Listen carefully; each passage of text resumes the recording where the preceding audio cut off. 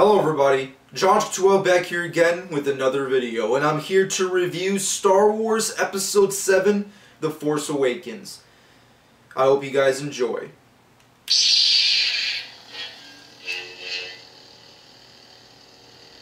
Welcome back everybody, I'm here with BB-8 to review Star Wars The Force Awakens. Now of course I know I'm a little late to the party here when it comes to reviewing this movie, and that's mostly due to the fact that I wanted to wait until Star Wars opening week and weekend was officially done so that everyone would have enough ample amount of time to see this movie in a theater, which is something you should definitely do considering this is the event movie of the year. If there's a movie to see by the end of this year, it's this movie. Even if you're not a hardcore Star Wars fan, you should definitely do it because it's freaking phenomenal. But that being said, this review will contain spoilers, so once again, go check it out in the theater because I'm going to spoil the living shit out of this movie. Yes, I'm going to talk about everything I loved, everything I hated, and everything in between, so I hope you guys enjoy. With that being said and done, Star Wars The Force Awakens is the sequel to the original trilogy that ended with Return of the Jedi, and of course is directed by J.J. Abrams, written by Lawrence Kasdan, produced by Kathleen Kennedy, and stars Oscar Isaacs.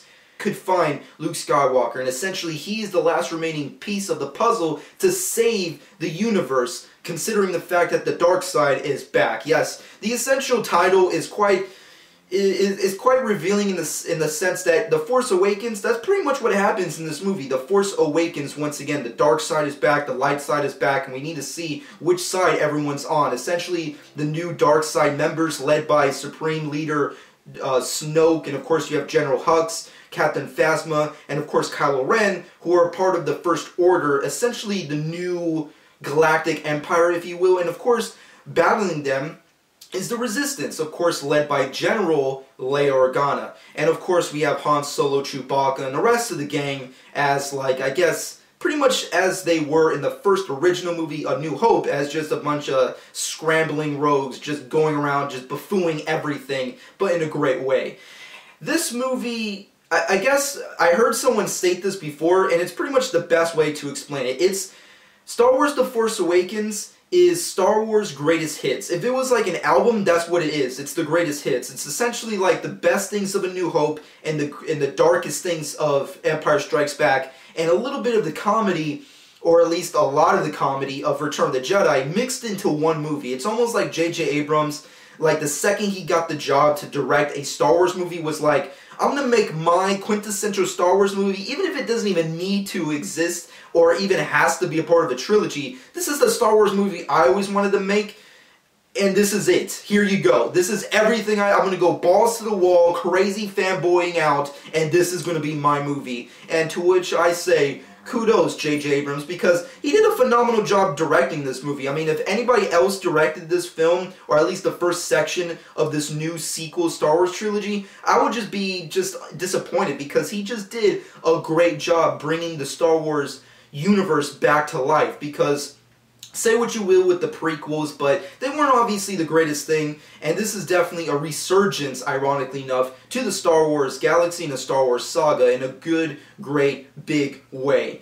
Of course, moving off of that, the story itself, I know a lot of people have had some problems with it. A lot of people feel it's repetitive. It's essentially just A New Hope done again, except for a new generation. And to a large, and when you think about it in that terms, it kind of is. I mean, like, essentially, everyone is kind of playing a role that the original cast kind of played. You have Daisy Ridley, who's kind of like the new Luke Skywalker, and, Oscar Isaacs is kind of like the new Han, and John Boyega's character is like he's just running around over there, and of course they come together as the new ragtag team of, scramblers just going off and trying to have adventures all across the galaxy, and, Kylo Ren's like the new Darth Vader, and so on and so forth.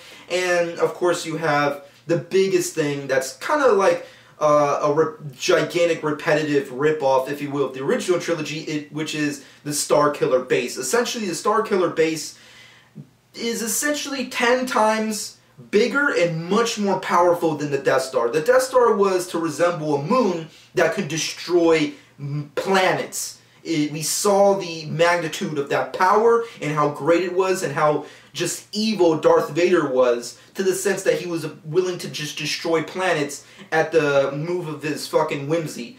This time around, the Starkiller base sucks suns energizes itself from a sun and destroys entire systems. Like, that's how crazy the Starkiller base is. Yes, it's repetitive. Yes, it's the same freaking thing that we got with Return of the Jedi and A New Hope. But at the end of the day, it freaking looked cool. That's all I can really say. It was so gigantic. It was the size of a planet, and it destroyed entire solar systems. That's how epic it was. But with that being said and thrown aside, the overall plot, if you will, if I had to sum it up for you, essentially, besides the whole Luke Skywalker being vanished and everyone trying to find him, John Boyega, who plays the character of Finn, and essentially he's a rogue, I guess, traitor, if you will, of the stormtroopers for the First Order. He goes rogue. He tries to help Oscar Isaac's character Poe try to escape the First Order so he can get to planet Jakku, where Daisy Ridley's character Rey has found BB-8, and BB-8 is the new droid. Of course, BB-8 essentially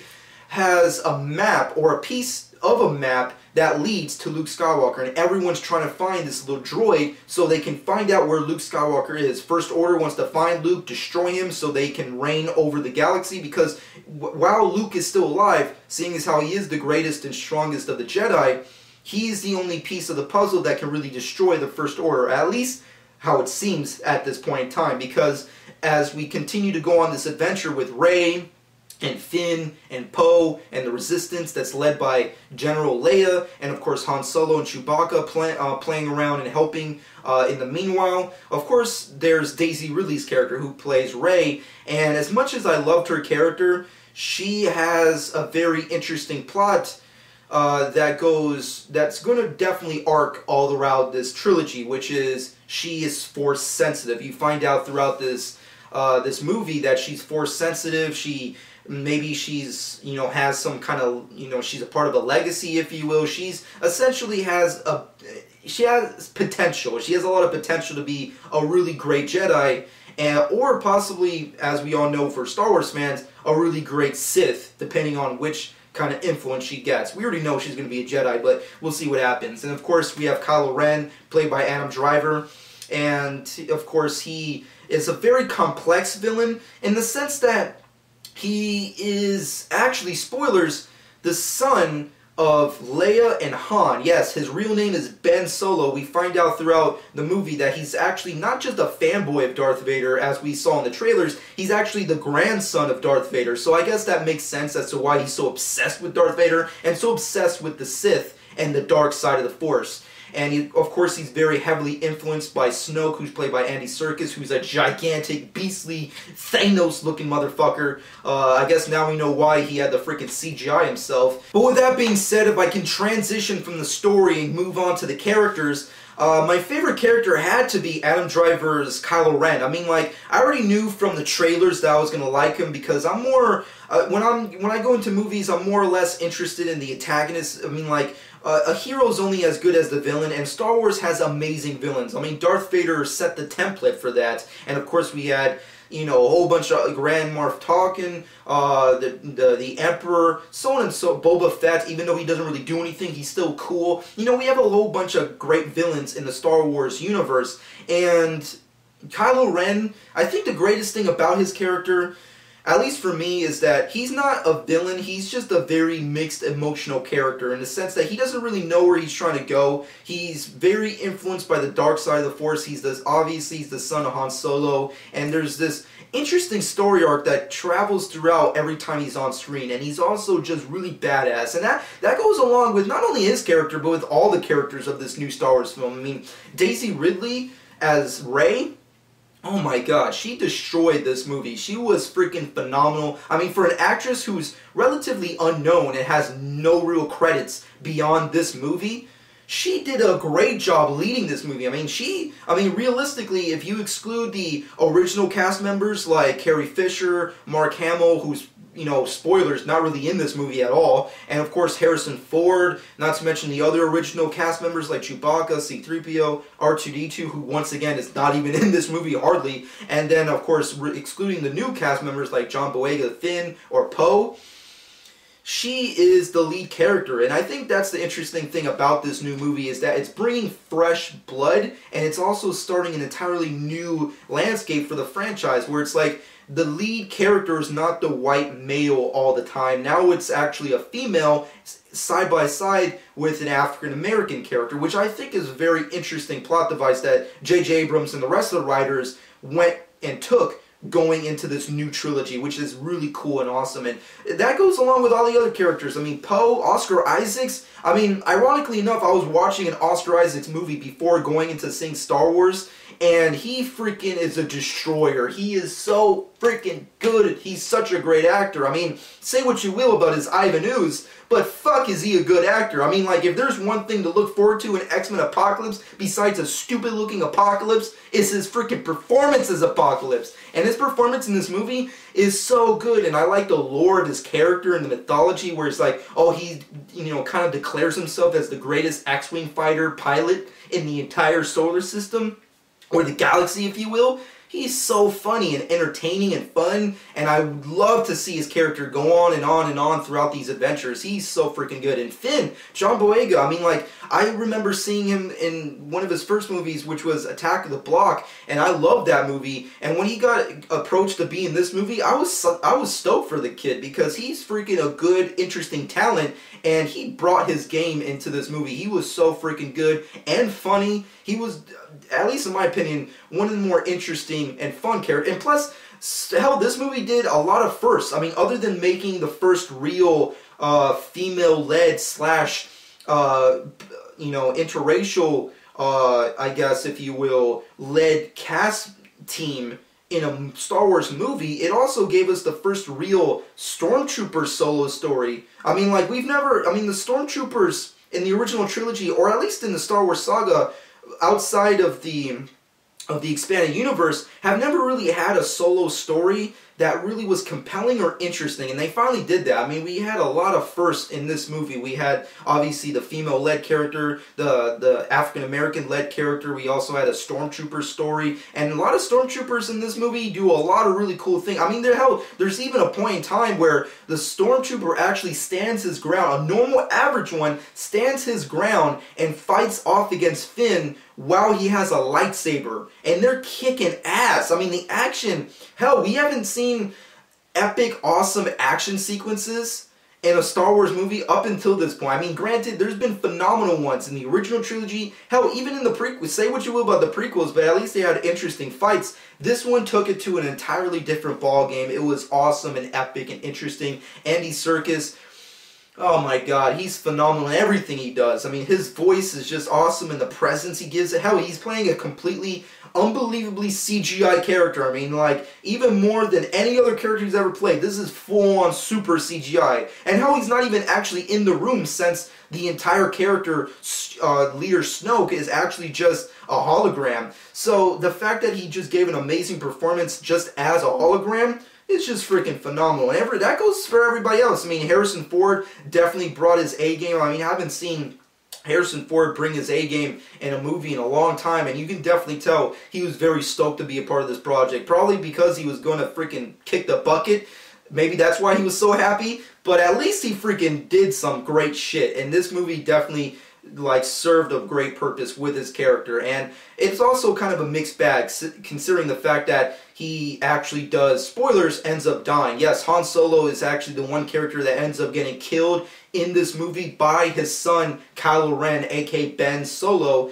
And I know a lot of people feel mixed about this. Hell, when I was leaving the theater, everybody was so pissed and sad about it. Everyone was like, I can't believe they killed Han Solo. Everyone was so sad, and I was too. I didn't see that coming. I mean, like, I knew someone would end up possibly dying, but I felt like if Harrison Ford's Han Solo character, as iconic as it is, I thought they would leave his death for maybe like a future sequel, you know, like this, or like episode 8, or maybe even episode 9 or something like that, considering that, in my opinion, I feel like episode 8 should be the darkest of the sequels. That's at least my opinion.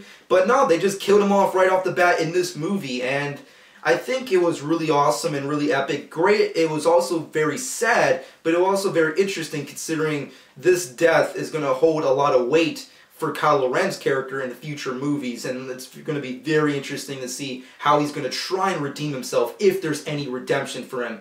But moving off of that, of course, Starkiller gets destroyed, very via Death Star-esque, once again, very repetitive. It's one of the things in the movie that I really didn't care for, nor was it really serving a purpose, and it was destroyed quite easily. I mean, like, hell, I mean, the Death Star felt like when it got destroyed, there was a purpose and there was meaning. Starkiller getting destroyed, it was like, whatever, it got destroyed, what are you going to do? And how did it get destroyed? I don't even know. I was watching the movie, and even after seeing it get destroyed, I was like, how'd that happen? I don't know, but it fucking happened.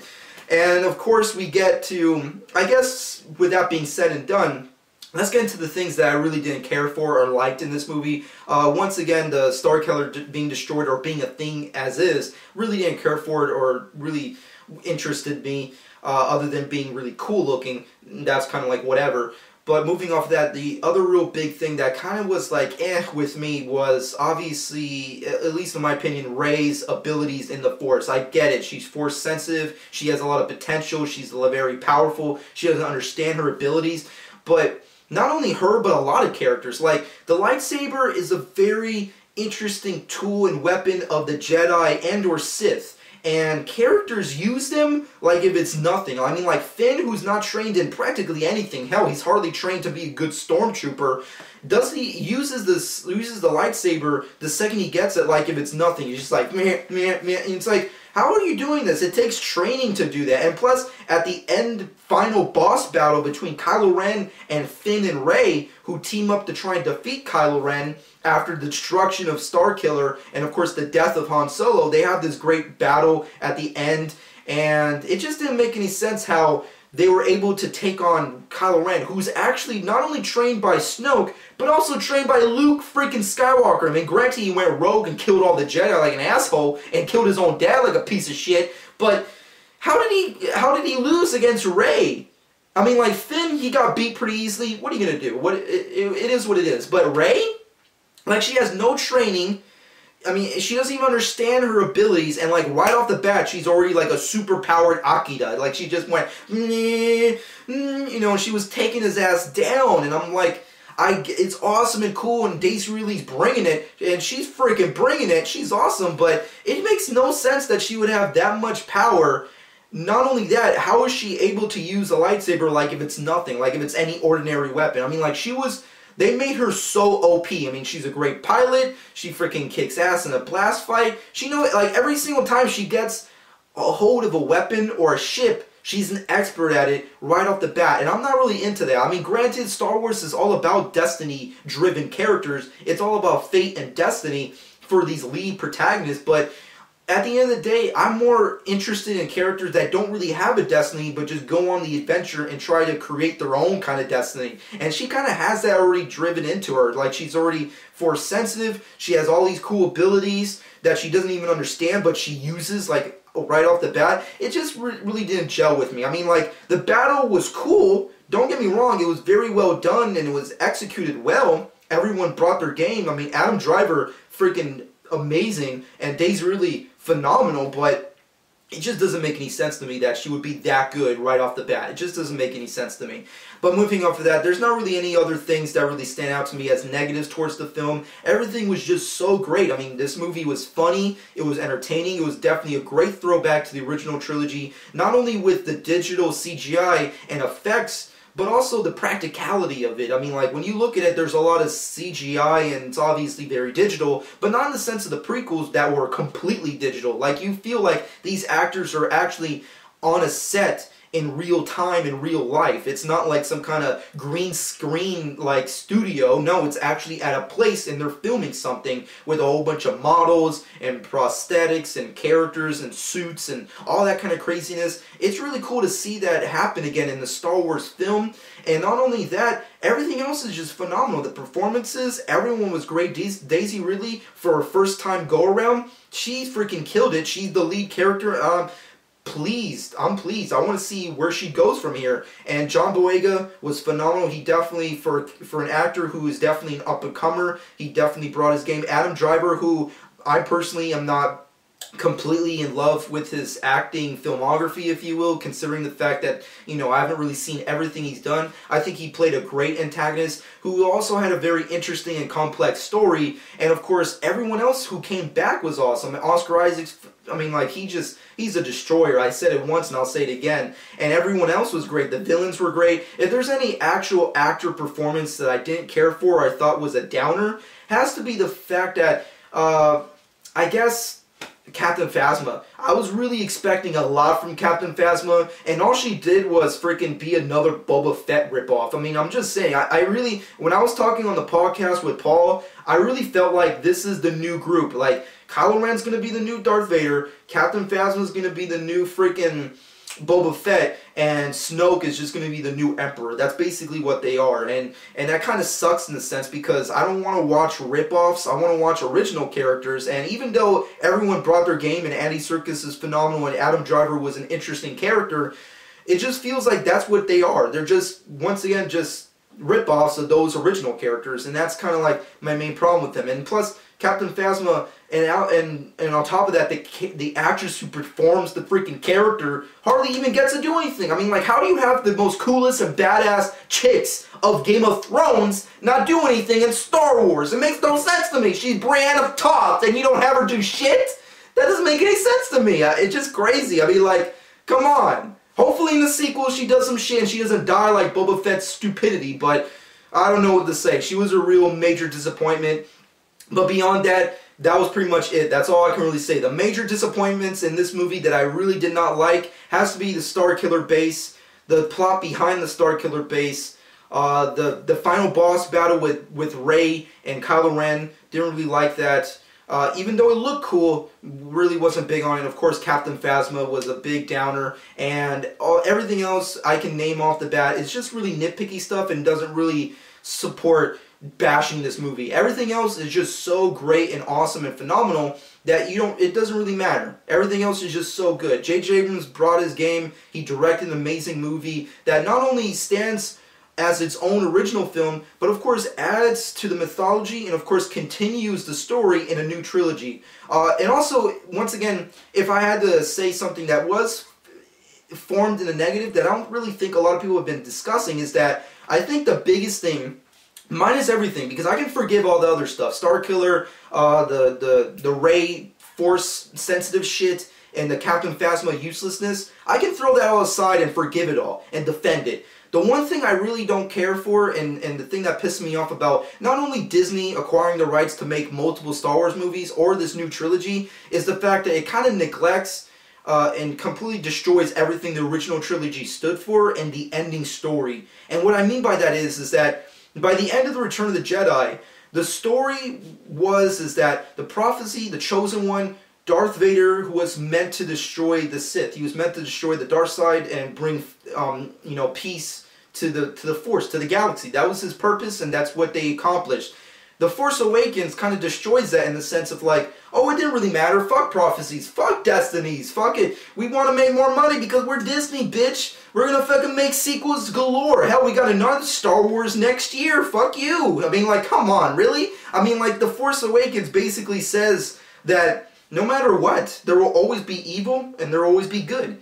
And even though that's a real life scenario, in the Star Wars universe or the Star Wars saga, excluding the expanded universe because it's not really canon anymore to a large extent, but if Darth Vader defeated the Emperor, killed him, and brought peace back to the Force, why is there this whole thing? Why is there the First Order? Why is there Snoke? Why is there a Kylo Ren? Why is there evil? Why isn't Luke defeating them all? You know, and that's another thing. Why is Luke not doing anything?